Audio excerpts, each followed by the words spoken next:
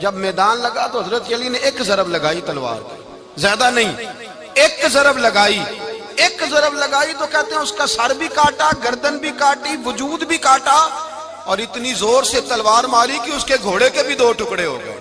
حضور نے کیا فرمایا؟ علی کی تلوار کا ایک وار دان میں، ایک وار علی کی تلوار کا، فرمایا 2 جہاں میں اگر سارے لوگ نفل عبادتیں کرے تو علی کو اللہ پھر بھی زیادہ درجہ عطا فرمائے گا۔ ساری دنیا کی عبادتوں سے زیادہ درجہ لے گیا ایک تلوار چلا کے، ایک تلوار چلا کے۔ اور جب خیبر کا دن آیا، کئی دفعہ صحابہ کہے فتح نہیں ہوئی، میرے رسول نے فرمایا سویرے میں جھنڈا دوں گا اور جس کو دوں گا اسے اللہ فتح دے گا۔ حضرت سیدنا ابو ہریرہ کہتے ہیں میں نے کان میں پوچھا، میں نے کہا حضور وہ کون ہے جس کو آپ جھنڈا دیں گے؟ چلے مجھے کان میں بتا دیں وہ کون ہے۔ تو حضور نے فرمایا اس کا تعارف یہ ہے کہ وہ خدا سے بھی پیار کرتا ہے، محمد مصطفیٰ سے بھی پیار کرتا ہے۔ حضور کوئی ایک تعارف اور، تو حضور نے فرمایا خدا رسول بھی اس سے بڑا پیار کرتے ہیں۔ حضرت علی، صحابہ کہتے ہیں سارے منتظر رہے، حضرت عمر کہتے ہیں میں سویا ہی نہیں ساری رات کہ میرے ہاتھ جھنڈا آنے والا، سویرے مجھے ملے گی فتح کی نوید اور خوشخبری۔ فرماتے ہیں میں سویا ہی نہیں۔ تو حضرت علی سے پوچھا آپ کدھر تھے؟ جناب علی شیر خدا رضی اللہ تعالیٰ عنہ فرماتے ہیں میں تو اپنے کمرے میں سو رہا تھا، میری تو آنکھوں میں تکلیف تھی، میں سویا ہوا تھا، پتہ کیا بنا؟ کوئی آیا لے کے چلا گیا، کوئی عمر بھر بھی نہ پا سکا۔ میرے مولا تجھ سے گلا نہیں، یہ تو اپنا اپنا نصیب۔ حضور سید عالم صلی اللہ علیہ وسلم نے فرمایا این علی ابن ابی طالب، علی ابن ابی طالب کو بلاؤ۔ حضرت علی رضی اللہ تعالیٰ عنہ آئے تو آنکھوں کے اوپر ہاتھ رکھے ہوئے کہ یا رسول اللہ میری آنکھوں میں درد ہے۔ فرمایا ہاتھ پیچھے کر، اللہ نے تیرے ہاتھ پہ فتح لکھ دی ہے، پیچھے کر ہاتھ۔ حضرت علی کہتے ہیں حضور نے لعاب دہن لگایا میری آنکھوں پہ، مجھے پہلے سے بھی زیادہ بہتر نظر آنا شروع ہو گیا۔ حضرت علی شیر خدا ایک ہاتھ میں تلوار، ایک ہاتھ میں 40 گز اونچا تھا خیبر کا دروازہ، 40 گز چوڑا تھا۔ حضرت علی شیر خدا کہتے ہیں میں اللہ اکبر کے نعرے لگاتا میدان میں گیا، اللہ اکبر کے نعرے۔ میں رسول اللہ کا بھیجا گیا تو میں شان سے گیا کہ میں نے سیدھے ہاتھ میں تلوار تھی، الٹے ہاتھ سے پکڑ کے میں نے 2-3 دفعہ دروازے کو ہلایا اور اللہ اکبر کہہ کہ جب میں نے پھینکا تو 40 گز دور جا کے گرا، 40۔ حضرت علی نے نا کوفے میں دعوت کی لوگوں کی، جب آپ امیر المومنین تھے دعوت کی، سب لوگ آئے۔ ایک نوجوان آیا جس نے شورا سنا تھا پر حضرت علی کو دیکھا نہیں تھا، اور حضور نے فرمایا نظر الی وجہ علی عبادہ، میرے علی کا چہرہ دیکھنا بھی عبادت ہے۔ تو ایک صحابی نے کہا حضور جو نہ دیکھ سکے، فرمایا ذکر علی عبادہ، ان کے لیے علی کا ذکر کرنا عبادت ہے، علی کا تذکرہ کرنا بھی ان کے لیے عبادت۔ حضرت علی کو دیکھا نہیں تھا۔ جوان کہتا جب میں آیا نا میں نے لوگوں سے پوچھا وہ بوڑھے مولا علی کدھر ہے جنہوں نے خیبر کا دروازہ توڑا تھا، بڑی شہرت ہے، کدھر ہے؟ کہتے حضرت علی صاحب نے بیٹھے تھے، مجھے کسی نے کہا وہ بیٹھے ہوئے۔ میں گیا تو حضرت علی اخروٹ کھا رہے تھے، تو پورا زور لگا رہے ہیں تو اخروٹ کوئی نہیں ٹوٹتا، پورا زور 2-3 دفعہ، کبھی اس دانت میں کبھی اس دانت میں، ٹوٹتا ہی نہیں۔ کہتے میں ہنسنے لگا تو حضرت علی نے مجھے پاس بلایا، کہا بیٹے ادھر آ۔ تو میں گیا تو کہنے لگے کیا سوچ رہا ہے؟ کہتے میں ڈر گیا۔ میں نے کہا حضور کچھ بھی نہیں۔ لیکن نہیں جو سوچ رہا تھا تو بتا۔ میں نے کہا نہیں کچھ نہیں۔ فرمانے لگے میں بتاؤں تو کیا سوچ رہا تھا؟ بتاؤں؟ کہ حضور بتائیے۔ آپ فرمانے لگے تو سوچ رہا تھا بابے سے اخروٹ تو ٹوٹتا نہیں، خیبر کیسے توڑ دیا تھا؟ تو سوچ رہا تھا کہ اس سے اخروٹ تو ٹوٹتا نہیں تو خیبر کیسے توڑا تھا؟ فرماتے ہیں میں نے کہا میں یہی سوچ رہا تھا۔ یہ جب عرض کیا نا تو فرماتے ہیں شیر خدا کا رنگ ہی بدل گیا، پہلے مسکرا رہے تھے پھر انداز بدل گیا۔ انہوں نے اپنے منہ سے وہ جو خروٹ لگا تھا جھاڑا، ہاتھ یوں جھاڑے، امامہ سیدھا کیا اور فرماتے ہیں شیر خدا بن کے بیٹھ گئے۔ کہنے لگے بیٹے اخروٹ کو چھوڑ، کوئی خیبر آ تو لا، میں ابھی بھی توڑنے کو تیار ہوں۔ خیبر کوئی ہے تو لا، میں ابھی بھی توڑنے کو۔ دیواریں ہلتی رہتی ہیں اور در کانپ جاتا ہے، علی کا نام سن کے اب بھی خیبر کانپ جاتا ہے۔ تو میں تو اس کو چھوڑ اخروٹ کو تو لا۔ کہتے ہیں میں نے کیفیت دیکھی تو حضرت علی کا تو رنگ ہی بدل گیا۔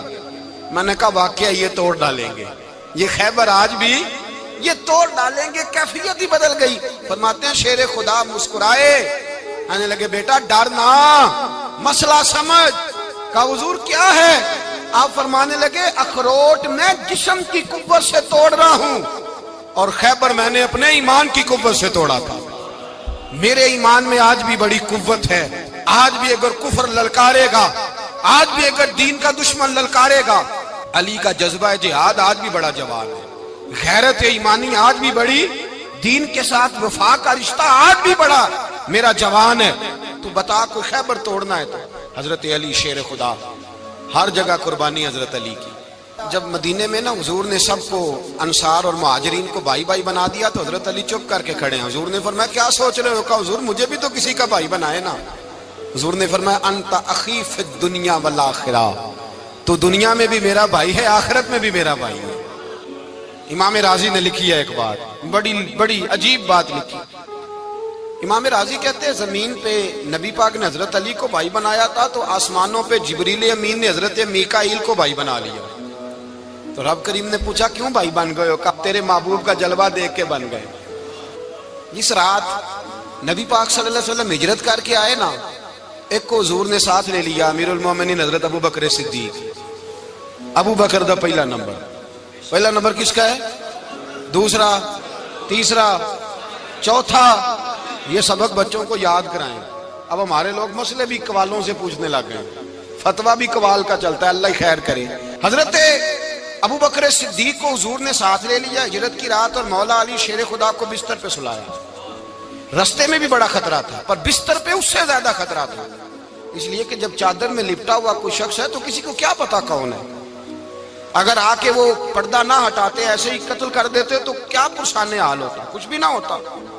امام راضی کہتے ہیں رب کریم نے فرمایا جبرائیل میکائیل تم دونوں کہتے تھے ہم بھی بھائی بھائی بن گئے ہیں, بتاؤ تم میں سے کوئی ایک دوسرے پہ جان قربان کرے گا جان؟ فرشتے خاموش ہو گئے. تو رب نے فرمایا اب نیچے ذرا جلوے تو دیکھو, علی میرے رسول پہ جان قربان کر رہا ہے, جاؤ دیکھو نا جا کے جلوے, تم تو بھائی بھائی بنے تھے. تو فرشتے عرض کرنے لگے مولا ہماری ڈیوٹی کیا ہے؟ فرمایا اب تمہاری ڈیوٹی یہ ہے کہ تم جاؤ زمین پہ 2 تلواریں لے لو اور علی کی چارپائی کے اوپر کھڑے ہو جاؤ, اس نے میرے مصطفیٰ پہ جان قربان کی ہے, اس کی جان کی حفاظت کرو. وہاں کھڑے ہو جاؤ.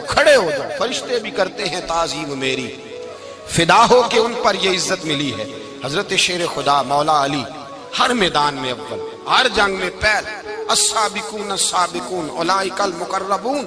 اللہ فرماتا ہے سبقت لینے والے سبقت لے گئے, آگے گزرنے والے آگے گزر گئے, اور یہی لوگ ہیں جنہیں رب کا قرب نصیب ہوا.